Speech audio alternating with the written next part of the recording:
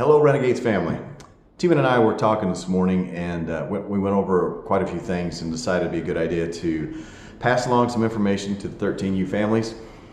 Rather than make a really long GroupMe post, I'm going to choose this format so we can get the information out there as quickly to you all as possible and pass along everything that we've been thinking about. The first thing that I want to talk to the families about is fall ball.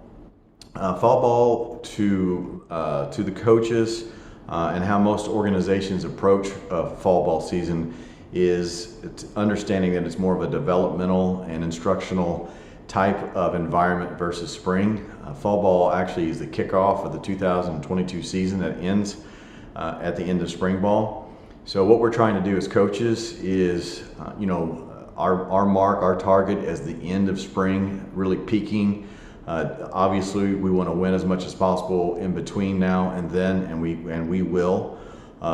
Additionally, though, we're making you aware of this because on Saturdays during these tournaments, you may see some people pitching that you don't normally see. You may see some guys playing positions that they may not normally play.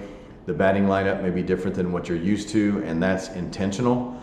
We want to put kids in positions to where they are seeing different things and trying to develop players, because ultimately the Renegades is about winning and also getting players developed for baseball. So don't be surprised if you see some different things on Saturday. We're still going to try to win, but it may just be a different tactic than we have in the past. On Sundays, it's important for parents to understand that Sundays is about winning, and we may or may not bat our full lineup, which means there may be some boys who sit the bench. Unfortunately, that's just an element of select baseball that you're not going to get around. Every kid can't play every single game, especially if you're trying to win tournaments. So an example would be we get a second seed. We're playing a team who's next to the last seed. They've won 2 games and have lost 8. In that situation, we probably would bat all the boys and maybe pitch somebody that we wouldn't normally pitch.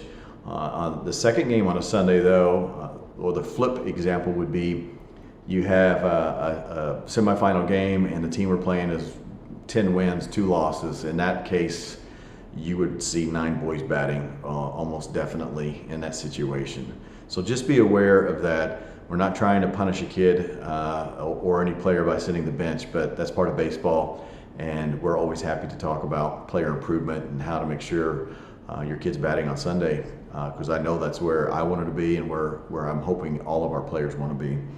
I want to talk about the first tournament. In the past, we haven't done that well, and obvious reasons for that is just rusty, a little bit rusty. Based upon our last scrimmage, there was a little bit of rust out there. Totally expected. These boys haven't played baseball in 4 months. I'm not trying to lower expectations. I'm just wanting to be realistic.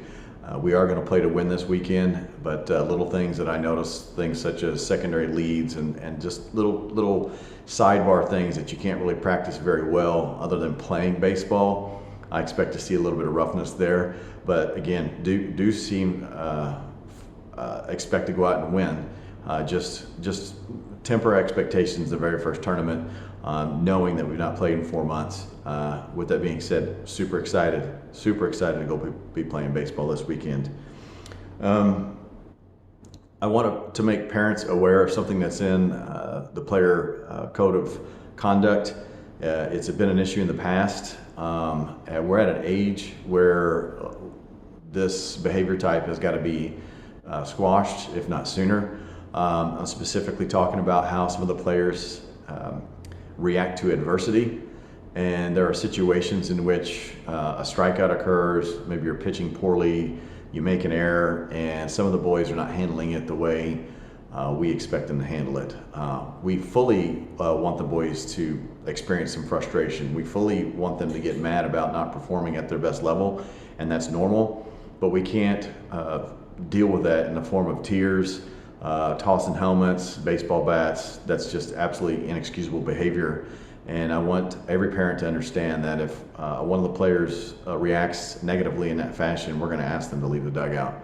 If it happens during practice, we're going to ask them to sit down and or even leave practice. So we don't like being punitive to the boys, but we are adhering to our goal. And the Renegades' goal for our players is to be a freshman and or sophomore in high school and try out and make their varsity baseball team. If your son is a freshman or sophomore and is having a bad tryout and he reacts by crying or throwing things, not only is he not going to make that team that year, he's going to struggle to make it ever, because coaches see that and they don't want that on their baseball team. So we're just helping the boys, frankly, grow up a little bit, understand that baseball is a game that's unusual and that you can fail 70% of the time and still make a lot of money and even go to the Hall of Fame. And so the example there is you could be a Major League Baseball player batting 300, which is above average by far, which means you failed 7 out of 10 times and you're still considered to be quite successful. So the point is adversity is ingrained in baseball, and we want to teach these boys how to properly deal with it. The last thing I want to talk about is family. We have a couple new families joining our team. We're very excited about that. We have new families across a lot of the different teams throughout the entire organization. We want everyone to know, new families and old, that when coaches go off between games and we head to a restaurant to grab a bite to eat, or we're sitting underneath the tree grilling hot dogs, every single family is always welcome. You're not required to join us, but the invitation is there and always will be. We don't want to have you feel like you're not a part of our family. If you're on our baseball team, you are family, and feel free to always know that and to join us.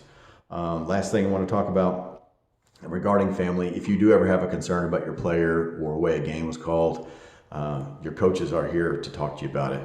Please refrain from doing it during a game or directly thereafter. But if you ever have a question or a concern, we're happy to speak with you. Just understand the moment.